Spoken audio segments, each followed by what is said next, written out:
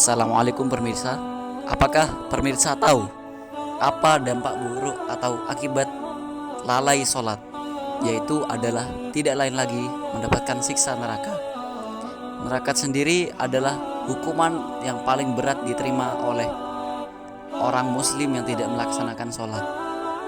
Bahkan Mimin sendiri salut karena ada orang yang rela membuat film neraka dengan budget yang mahal demi mengharapkan orang-orang bertaubat dan melakukan ibadah seperti sholat kepada Allah Subhanahu wa Ta'ala.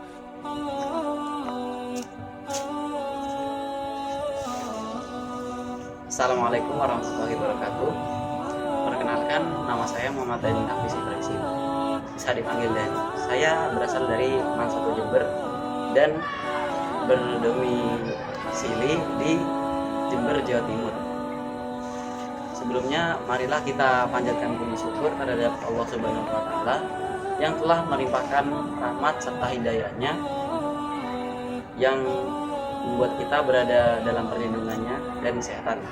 Tidak lupa juga salawat serta salam kita curahkan kepada Nabi besar kita, yaitu Nabi Muhammad Shallallahu Alaihi Wasallam. Pada siang hari yang lumayan panas ini, izinkan saya menyampaikan materi tentang sholat. Sebelumnya, apa itu sholat? Sholat adalah suatu kewajiban atau ibadah yang dilakukan bagi pemeluk agama Islam. Rasulullah bersabda yaitu sholat adalah yang agama orang Islam. Hal ini diibaratkan seperti bangunan yang memiliki tiang atau tembok sebagai fondasi kokoh mereka untuk berdiri. Sebagaimana sholat juga merupakan tiang atau fondasi umat muslim. Jika umat muslim tersebut memiliki fondasi yang kokoh, maka keimanannya tidak akan goyah, keimanannya akan kuat. Karena sholat merupakan suatu kewajiban, sholat wajib dilakukan dalam keadaan apapun, baik sedang dalam keadaan musafir, keadaan tidak mampu, dan lain sebagainya. Jika tidak mampu melaksanakan sholat dalam keadaan berdiri, maka bisa dilakukan dalam keadaan duduk. Begitupun seterusnya. Jika tidak mampu dalam keadaan duduk, maka bisa dilakukan dengan cara tidur sesuai dengan peraturan atau syariat agama Islam. Mengingat betapa pentingnya sholat, Rasulullah SAW pernah bersabda, apabila ada orang yang melakukan sholat asar dan sholat subuh, maka orang tersebut harus ikut dalam sholat tersebut, meskipun dalam keadaan merangkak sekalipun, terutama bagi para muslim yang bergender laki. Laki-laki diwajibkan untuk mengisi masjid atau sholat di masjid. Berbeda halnya dengan perempuan, mereka diutamakan untuk sholat di rumah saja. Lalu Allah berfirman dalam Quran surah Al-Ma'un ayat 4-5 yang berbunyi, maka celakalah orang-orang sholat, yaitu orang-orang yang lalai terhadap sholatnya. Dari Quran surah tersebut kita bisa simpulkan bahwa orang yang lalai sholatnya sudah dipastikan tidak selamat dunia dan akhirat, juga tidak berkah ilmunya. Lalu hikmah dari sholat sendiri.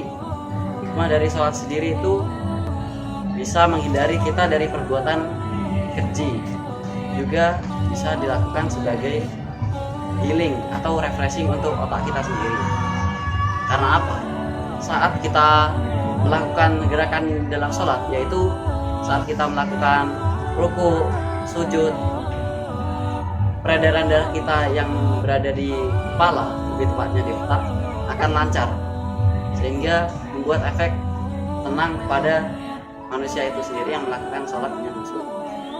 Sholat juga tidak boleh dilakukan tergesa-gesa, layaknya orang yang sedang mematuk biji atau burung yang mematuk biji di pohon. Contohnya seperti orang yang setelah melakukan duduk di antara dua sujud, mereka langsung sujud lagi, tidak ada jeda atau tidak tumak-ninah. maka bisa dikatakan mereka ibaratnya hewan yang sedang melaput biji di atas pohon. Juga saat mereka sedang sujud, mereka tidak boleh menempelkan siku mereka di tempat sujud. Mereka harus mengangkat siku mereka seperti gerakan tangan pada push-up. Itu merupakan cara yang benar, karena jika siku kita menempel tanah saat melakukan sujud, kita seperti anjing yang sedang malas. Lalu saat melakukan salam pada gerakan akhir sholat, kita tidak boleh memberi gerakan isyarat, yaitu pada saat kita melakukan duduk tahiyat akhir tidak boleh menggunakan isyarat tangan, yaitu dilambaikan ke kanan dan kiri. Itu dilarang agama, karena seperti musang yang sedang kebingungan. Yang diwajibkan adalah saat salam, yaitu kepala kita menoleh ke pundak bagian kanan, lalu ke pundak bagian kiri. Setelah itu sembari dilakukan salam.